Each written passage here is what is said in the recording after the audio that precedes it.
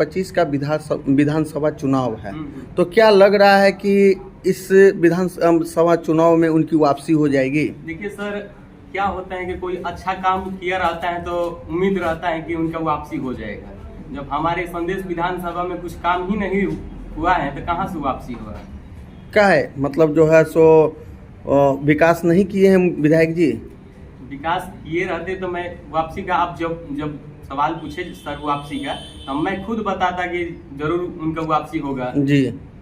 किसी भी संदेश विधानसभा के किसी भी सर क्षेत्र में आप चलिए, जहाँ पे रोड कम, गड्ढे ज्यादा दिखेंगे। सर सोनपुरा किसानों के लिए कोई सोचता नहीं है, चाहे वो सिंचाई का मामला हो या फिर खाद की अगर बात करें तो निश्चित तौर पे कालाबाजारी के माध्यम से ही किसानों को मिलता है। तो इन्हीं सब मुद्दों पर चर्चा करेंगे, लेकिन सबसे पहले सर जानेंगे कि आप देश सेवा में थे। निश्चित तौर पे आपका जो सोच होगा वो बाकी लोगों से अलग होगा, आपका जो जज्बा होगा राष्ट्र प्रेम का होगा। आप जब उस क्षेत्र को, आपने देश सेवा पहले भी की और अभी भी उसी काम के लिए आए हैं, तो उसको छोड़ने के बाद आपने राजनीति को चुना। क्या लगता है संदेश में आज भी सबसे बड़ी और गंभीर समस्या क्या है जिसका समाधान विगत कई वर्षों में नहीं हो पाया? जो वैसे तो कई समस्याएं हैं जी, लेकिन जो सबसे मूलभूत समस्या जिससे सभी लोगों को परेशानी है वो है स्वास्थ्य की समस्या। हमारे संदेश क्षेत्र में जो सरकारी अस्पताल हैं उनमें कोई ऑपरेशन थिएटर की सुविधा नहीं है या कोई स्पेशलिस्ट की फैसिलिटी नहीं है जी, जिससे प्रसव के दौरान नारी को दिक्कत है। जी, किसी हाथ पैर टूटने पर प्लास्टर कराने के लिए सर्जन की जरूरत है, वो नहीं है जी, या कोई सर्दी जुकाम बुखार वालों के लिए कोई मेडिकल स्पेशलिस्ट नहीं है। तो सबसे पहले जो मैं समझता हूँ कि जो ज्यादा अर्जेंट काम है वो स्वास्थ्य सुविधाओं में सुधार लाना है। इसके बाद है सड़क की सुविधा। हालांकि अभी ज्यादातर गांव कनेक्टेड हैं सड़क से, लेकिन वो सड़क की हालत जो है वो ठीक नहीं है। हालांकि अभी निश्चित तौर पर इस समय काम चल रहा है, उसमें सुधार हो रहा है। मुझे उम्मीद है कि सड़कें ठीक हो जाएंगी तो कुछ हद तक ये समस्या का समाधान हो जाएगा। मैं गर्मियों के दिन में जब घूम रहा था तो सड़क के ऊपर जो ट्रैक्टर और बाकी जो वाहन चल रहे थे, जिनके चलते धूल इतना उड़ रहा था कि जिनका घर था सड़क के किनारे, वो बेचारे घर के अंदर गर्मी में भी सोने के लिए बाध्य थे। वो खुले जगहों में आराम से सो नहीं सकते थे क्योंकि धूल धक्कड़ इतना था। अब इसका जो इफेक्ट हो रहा है वो भी आप ये कर सकते हैं कि जो सड़क संदेश से लेकर कोइलवर की तरफ से जो रोड जा रहा है उसमें हमेशा डस्ट का ये रहता है, और बाकी जो रूरल एरिया में जो सड़कें हैं उसमें भी डस्ट है, तो कहीं ना कहीं लंग्स को तो प्रभावित कर ही रहा है। तो लोगों की जो जीवन शैली ही खराब हो गई है इसके चलते, और उनकी लॉन्जेविटी जो है लाइफ में वो मेरे नजर में कम हो रही है। हालांकि इमीडिएटली ये नहीं दिख रहा होगा, लेकिन बहुत सारे लोग जो है ना खांसी और बाकी चीजों से हमेशा ग्रस्त रहते हैं और कहते हैं कि मैं तो 1 महीने से खांस रहा हूँ, ठीक नहीं हो रहा हूँ। तो मुझे लगता है कि जो पोल्यूशन का समस्या हो रहा है इसके चलते वो है। तीसरी जो समस्या है कि ये बहुत गंगा बेसिन में बहुत फर्टाइल लैंड है, आप देखे होंगे जो हमारा क्षेत्र है, धान की खेती, गेहूं की खेती, आजकल मक्का उक्का का भी काफी अच्छा खेती हो, आलू वगैरह का खेती होता है। लेकिन जब इनको जब आसमान की तरफ देखने के अलावा और कुछ सूझता नहीं है, जब बारिश नहीं हो तो किसान ऑलमोस्ट पागल होने की अवस्था में आ जाते हैं। तो मानसून में पानी की कमी होने के चलते जो है, अगर उनको कोई सिंचाई की सुविधा हो, जैसे नेचुरल वे में जो है कैनाल वगैरह जो है वो, और जो है बोरवेल वगैरह है वो, ये सारी की सुविधाएं अगर हो जाए। हालांकि खेतों में बहुत सारे मैं देखा कि बिजली के खंभे लगे हैं, तारे टंग रही हैं, लेकिन अभी भी बहुत ज्यादा जगहों पर पानी की सुविधा नहीं है। ये तो शुक्र है कि अभी बरसात हो गई, नहीं तो कुछ दिन पहले ही सब धान मर रहे थे तो काफी किसान लोग बिलबिला रहे थे इससे। तो इसका कोई समाधान निकालना बहुत जरूरी। आपके संदेश विधानसभा में लगभग 3 प्रखंड है, उदवंत नगर, कोइलवर और संदेश। वहां शिक्षा की क्या स्थिति है? आपकी सरकार बात करती है क्वालिटी एजुकेशन की, लेकिन आमतौर पे स्कूलों में देखने को मिलता है कि लोग खिचड़ी तक ही सीमित रह जाते हैं या बहुत आगे बढ़ते हैं तो पोशाक, साइकिल और स्कॉलरशिप पे। लेकिन अगर गुणवत्तापूर्ण शिक्षा की बात करें तो आज भी उपलब्ध नहीं हो पा रहा है। क्या मानते हैं आप? देखिए, जो नंबर ऑफ स्कूल है वो तो काफी बड़े हैं जी। जो जब हम पढ़े थे तब मेरे गांव में एक हाई स्कूल हुआ करता था, आज मेरे गांव में 2 हाई स्कूल है। जी। लोअर स्कूल का भी हालत ये है, बल्कि मैं तो जब मैं स्टूडेंट था तो लोअर स्कूल था ही नहीं, हमारे प्राथमिक विद्यालय था नहीं। हम लोग एक साइड में हाई स्कूल के ही एक बरामदे में पढ़ते थे। और मेरी पढ़ाई अगर माना जाए तो मैं हाई स्कूल में ही पढ़ा हूँ, 1 से लेकर 10 तक मैं उसी स्कूल में पढ़ा हूँ, तो मेरी हाई स्कूल में। बट आज स्कूलों की संख्या बढ़ी है, तो building is not a problem. ठीक है, बिल्डिंग है हर जगह, स्टूडेंट भी हैं, उनके जाने आने का साधन भी। पहले 10-10 किलोमीटर से मेरे साथ पढ़े हुए लोग जो पैदल आते थे, आज स्कूल तक पहुंचने के लिए सड़क है। जो मैं देख रहा हूँ कि क्वालिटी एजुकेशन को जो अफेक्ट कर रहा है वो ये है कि अच्छी पढ़ाई नहीं हो रही है। राजकीय विद्यालय का मैं पढ़ा हूँ और राजकीय विद्यालय में बड़े रिस्पॉन्सिबल टीचर हुआ करते थे। आज मैं जनरल ओपिनियन नहीं देना चाहता हूँ कि टीचर की क्या हालत है, क्योंकि मैं उतना ज्यादा इनके बारे में अभी नहीं जानता हूँ। लेकिन मुझे लग रहा है कि अगर शिक्षा को सुधारना है यहाँ पर तो अच्छे क्वालिटी के टीचर्स लाने जरूरी है, जो तभी हो सकता है। बाकी जो आपने बताया कि खाने पीने तक और फैसिलिटी लेने तक, कुछ हद तक ये भी सत्य है कि गार्जियन जो है बच्चों को इसलिए भेजते हैं कि उसके जो शिक्षा विभाग के थ्रू जो कुछ पैसे आते हैं तो उसको लेना है। बच्चा चाहे पढ़ रहा हो नहीं पढ़ रहा हो, बेरोजगारी की समस्या ऐसी है कि उसको पहले से ही पता है कि मुझे मैट्रिक करके या करने से पहले मुझे जाकर के यहाँ से बिहार से बाहर किन्हीं फैक्ट्रियों में जो छोटे छोटे कुटीर उद्योगों में ही मुझे योगदान देना है, तो पढ़ के क्या करूंगा, ऐसी मानसिकता है। इसको चेंज करना है और मैं कोशिश करूंगा कि बच्चों को उत्साहित करूं पढ़ने के लिए अच्छे से, और अच्छे शिक्षकों को यहाँ लाने के लिए मैं रिक्वेस्ट करूंगा कि कहीं से अच्छे शिक्षक जो है यहाँ पर लाया जा सके। आपकी सरकार का स्लोगन है 20 साल बेमिसाल, 2025 फिर से नीतीश।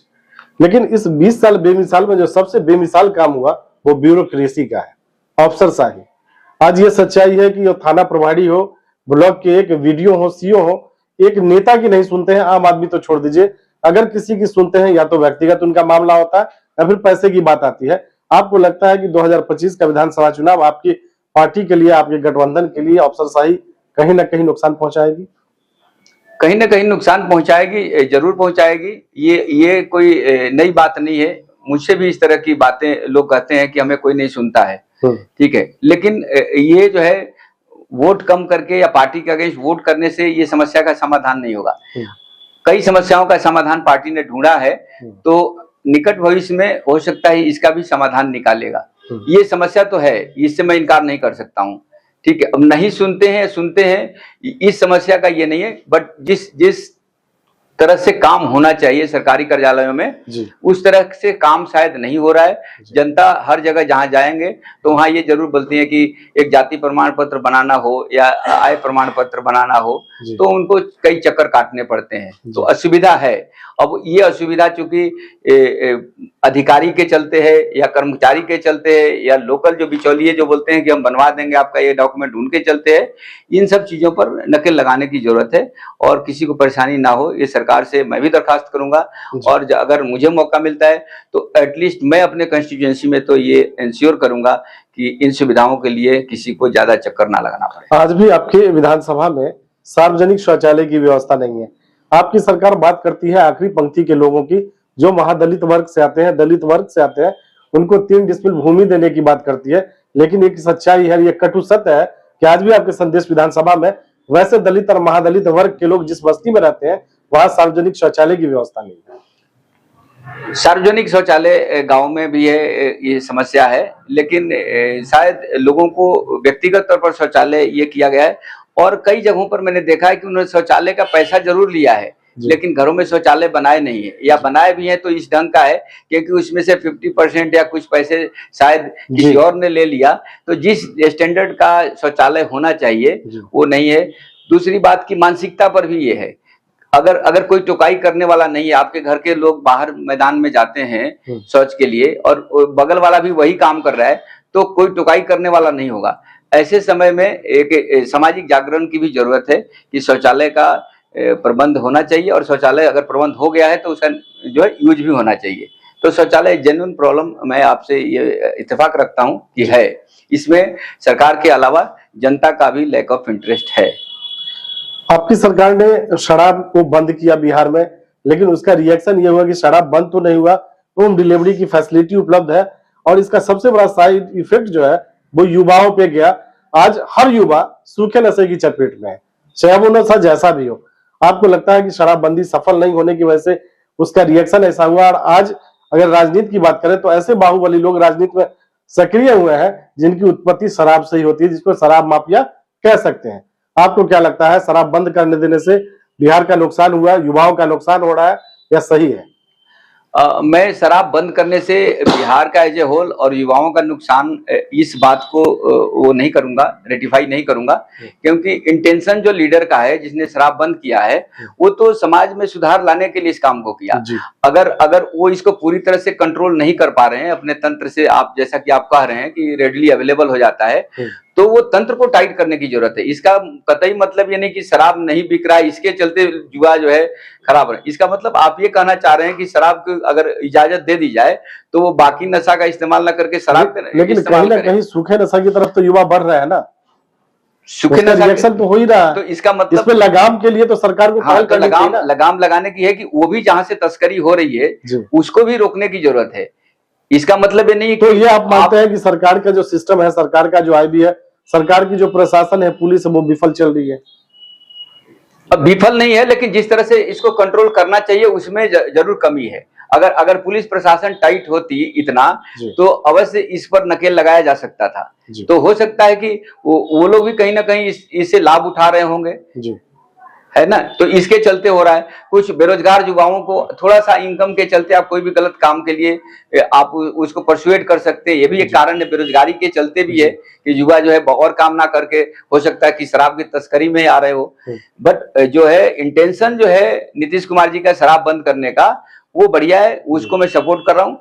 अगर कहीं से शराब की तस्करी हो रही है तो उसको नकेल कसने की जरूरत है, और जो सूखा नशा की आप ये कर रहे हैं उसको किसी तरह से कंट्रोल किया जाए तो वो बढ़िया है। मैं पंजाब के कुछ गांवों में घूम रहा था अपने सर्विस के दौरान में, तो रात्रि में ट्रेनिंग के दौरान, तो वहां मैं देखा बहुत सारे लड़के जो है ना वो रात में अपने घर से बाहर घूम करके और तफरी कर रहे हैं। जब मुझसे पूछा गया तो बोला घर में कोई पूछने वाला नहीं है। क्यों?